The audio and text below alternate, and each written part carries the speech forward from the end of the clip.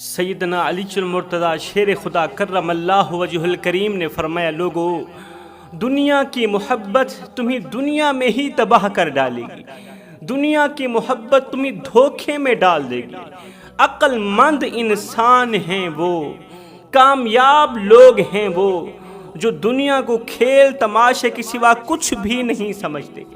یہ دنیا کھیل تماشے کے سوا کچھ نہیں ہے، یہ دنیا ایک گزرگاہ ہے۔ دنیا کی خواہشات کے چکروں میں انسان نہ ختم ہونے والی زندگی، آخرت کی زندگی کو تباہ کر ڈالتا ہے۔ اس دنیا کے بھی کئی روپ ہیں۔ کبھی کبھار یہ دنیا مال کی شکل میں انسان کے سامنے آتی ہے، دولت کی شکل میں آدم کے بیٹے کے سامنے آتی ہے، اور یہ دنیا ایسی دنیا ہے جو انسان کو آخرت بھلا کے رکھ دیتی ہے، قبر بھلا دیتی ہے، قبر کا عذاب بھلا دیتی ہے، قیامت کے دن اللہ تعالیٰ کا غصہ، اللہ تعالیٰ کا جاہ و جلال بھلا کے رکھ دیتی ہے، کیونکہ انسان کی آنکھوں میں غفلت کے پردے چڑھ جاتے ہیں۔ اور کبھی کبھار تو یہ دنیا عورت کے روپ میں بھی آتی ہے، خوبصورت عورت کی شکل میں بھی آتی ہے۔ ایک سیکنڈ کی لذت کے لیے انسان کہتا ہے یہ خوبصورت عورت، میری دنیا بھی یہی، میری آخرت بھی یہی ہے۔ دنیا کی لذت تو اسی کے اندر ہے نا۔ لذت کے پیچھے گناہ مت کرو، کیونکہ لذت ختم ہو جائے گی اور گناہ باقی رہے گا، اور اگر توبہ کی توفیق نہ ملی تو یہی ایک گناہ تمہیں جہنم میں لے جانے کا ذریعہ بنے گا۔ یہاں پر میں تمہیں ایک عبرت ناک سبق آموز واقعہ سنانا چاہتا ہوں۔ اس واقعے نے لاکھوں کروڑوں بھٹکے ہوئے نوجوانوں کو راہ راست پر لگا دیا، لاکھوں نوجوانوں کو توبہ کرنے پر مجبور کر دیا۔ یہ واقعہ ہے حضرت سیدنا عیسیٰ علیہ السلام کے دور کا۔ سیدنا عیسیٰ علیہ السلام آپ کہیں لمبے سفر کو جا رہے تھے، جاتے جاتے آپ کا گزر ایک صحرا میں سے ہوا۔ آپ نے دیکھا صحرا کے اندر ایک کچا سا مکان ہے، ایک ہی مکان ہے، گرد و نواح ریت ہی ریت ہے۔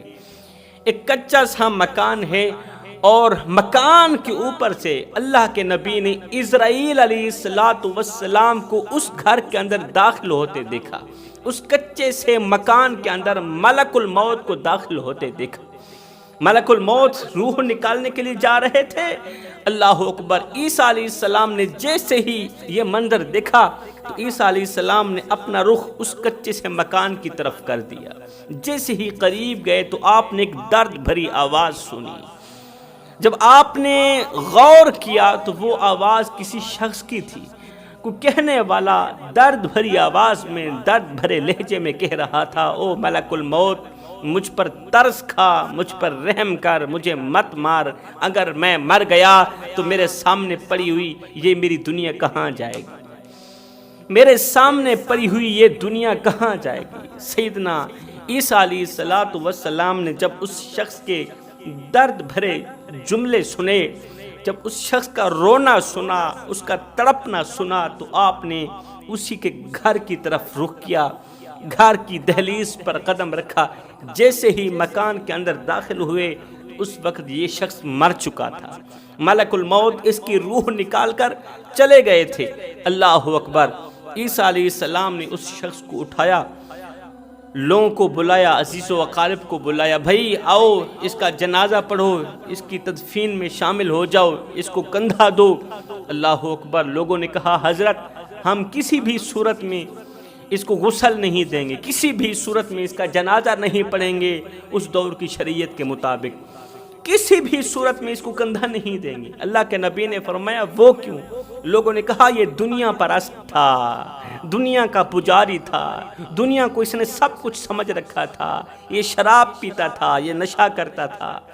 اللہ اکبر! ساری زندگی اس نے نفس کی پوجا کرنے میں گزار دی۔ اس کے پاس مال تھا، دولت تھی، سب کچھ تھا، یہ روزانہ نئی عورت سے گناہ کرتا تھا، روزانہ خوبصورت لڑکی سے گناہ کرتا تھا۔ اللہ کے نبی نے فرمایا اس میں تمہارے لیے کون سی پریشانی کی بات ہے؟ اگر اس نے اپنی زندگی غفلت میں گزاری ہے تو قبر کے اندر اس کی جگہ تم لوگ تو جواب نہیں دو گے نا، وہ خود ہی جواب دے گا نا۔ جب وہ خود جواب دے گا، جو اس کا کام ہوگا وہ کرے گا، جو ہمارا کام ہے ہم لوگ ضرور کریں۔ ہم لوگ اس کی تدفین کریں۔ اللہ کے نبی نے اس کی تدفین کی۔ تدفین کرنے کے بعد اللہ کے نبی واپس اسی کے کچے مکان کی طرف رخ کرتے، کیونکہ وہ شخص درد بھری آواز میں کہہ رہا تھا اگر میں مر گیا تو میرے سامنے پڑی ہوئی، میرے کچے سے مکان کے اندر پڑی ہوئی یہ دنیا کہاں جائے گی۔ عیسیٰ علیہ السلام کے اس کمرے کے اندر جانے سے پہلے اللہ تعالیٰ نے اس مرنے والے شخص کے پورے خزانے کو، سونا چاندی کو، اس کے مال کو، دولت کو، اس کی دنیا کو خوبصورت عورت کی شکل میں ڈال دیا تھا۔ وہ خزانہ خوبصورت عورت کی شکل اختیار کر گیا۔ جیسے ہی اللہ کے نبی کمرے کے اندر داخل ہوتے ہیں تو وہاں ایک خوبصورت عورت کو پاتے ہیں۔ اللہ کے نبی نے پوچھا تو کون ہے؟ اس نے کہا اگر سچ پوچھتے ہو تو میں دنیا ہوں، میں دنیا ہوں، لوگ مجھے دنیا کہتے ہیں، مگر اللہ رب العالمین نے مجھے عورت کی شکل میں ڈال دیا ہے۔ عیسیٰ علیہ السلام نے فرمایا تو دنیا ہے تو پھر کیا چاہتی ہے؟ اس نے کہا کہ مجھے میرے چاہنے والوں کے پاس بھیج دو، مجھے میرے چاہنے والوں کے سپرد کر دو۔ عیسیٰ علیہ السلام نے فرمایا کسی کی پیشانی پر تو نہیں لکھا ہوتا کہ یہ دنیا پرست ہے، کسی کی پیشانی پر نہیں لکھا ہوتا کہ یہ دنیا کا پجاری ہے، یہ دنیا کا چاہنے والا ہے۔ ہمیں کیسے پتہ چلے گا دنیا کے چاہنے والے کی علامت کیا ہوگی، نشانی کیا ہوگی؟ اس عورت نے کہا اے اللہ کے نبی آپ مجھے اپنے ساتھ رکھیں، اپنی آنکھوں سے دیکھ لینا، جو بھی دنیا کا چاہنے والا ہوگا آپ کے سامنے آ جائے گا۔ عیسیٰ علیہ السلام نے فرمایا پھر میرے ساتھ ساتھ چلو، لیکن 10 قدم مجھ سے دور دور رہنا، میرے قریب مت آنا، کیونکہ اللہ کے نبی حضرت عیسیٰ علیہ السلام کا کوئی بھی گھر نہیں تھا۔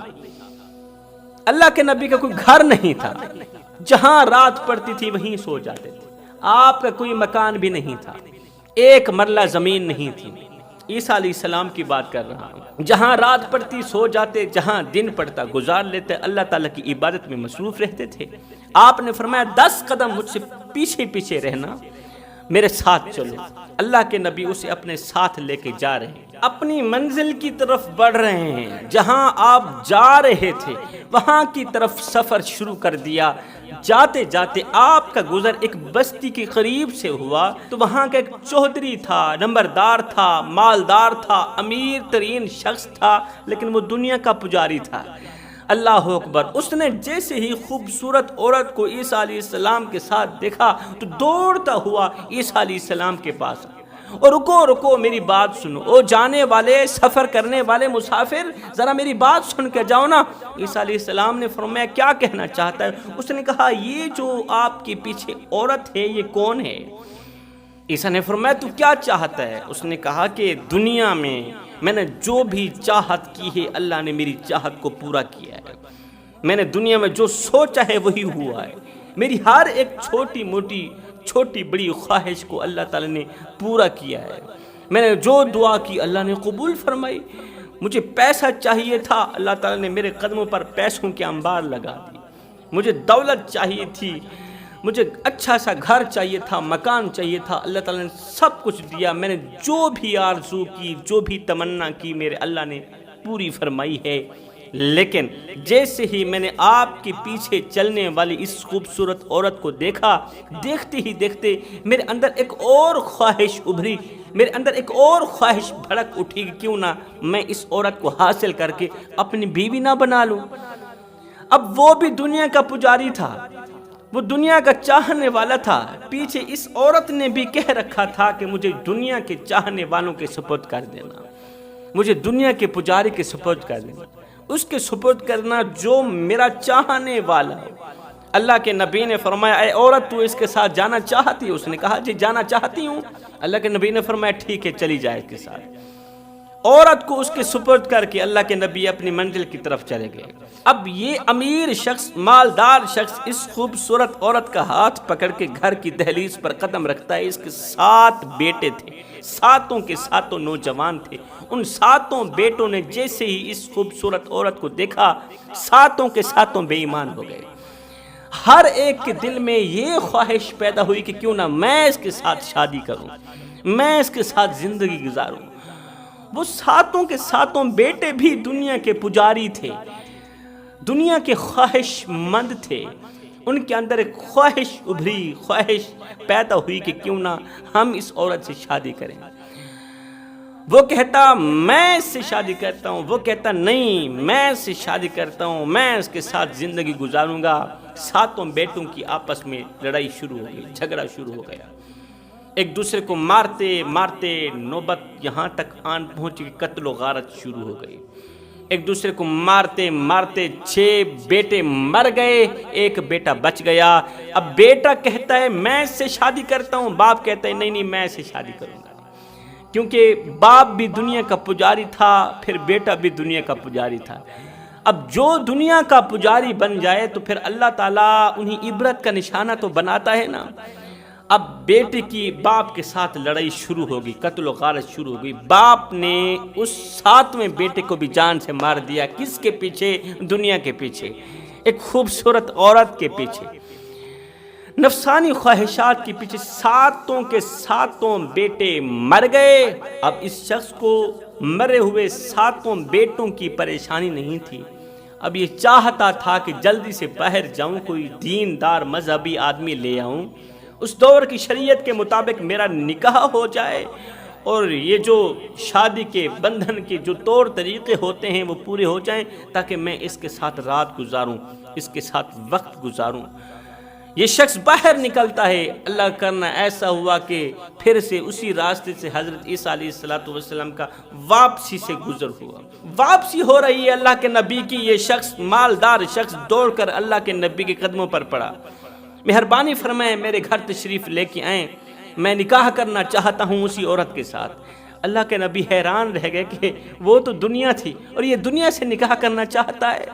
آپ اس کے گھر کی طرف بڑھے، قریب ہی تھے کہ آپ کو مرے ہوئے لوگوں کی بدبو آنے لگی، حرام گوشت کی بدبو آنے لگی۔ آپ نے فرمایا یہ بدبو کس چیز کی ہے؟ اس نے کہا کہ میرے 7 بیٹے تھے، جیسے ہی میں اس خوبصورت عورت کو گھر لے کر گیا 7 کے 7 بے ایمان ہو گئے، ان کی نیتیں بدل گئی۔ وہ کہتا تھا میں اسے حاصل کرنا چاہتا ہوں، وہ کہتا تھا نہیں میں اس سے شادی کرنا چاہتا ہوں۔ اس خوبصورت لڑکی کے چکر میں آ کر 7 آپس میں لڑے، ایک نے 6 بھائیوں کو قتل کر ڈالا اور 7ویں کو میں نے مار دیا کہ میں اس سے شادی کرنا چاہتا ہوں۔ اللہ کے نبی نے جیسی اس کے گھر کے اندر قدم رکھا تو دیکھا 7 کے 7 بیٹے مرے پڑے ہیں، اور باپ کو اس چیز کا خوف نہیں، ارمان نہیں کہ میری زندگی کی کل جمع پوجی ختم ہو چکی ہے، لیکن باپ کی آنکھوں پر ابھی بھی غفلت کا پردہ چڑھا ہوا تھا، باپ کے دل میں ابھی بھی دنیا رچی ہوئی تھی، دنیا بسی ہوئی تھی۔ یہ منظر دیکھنے کے بعد، یہ خوفناک منظر دیکھنے کے بعد اللہ کے نبی حضرت سیدنا عیسیٰ علیہ السلام نے اس شخص کو مخاطب کرتے ہوئے اس عورت سے پوچھا اے عورت اب تو بتا کہ تو کون ہے؟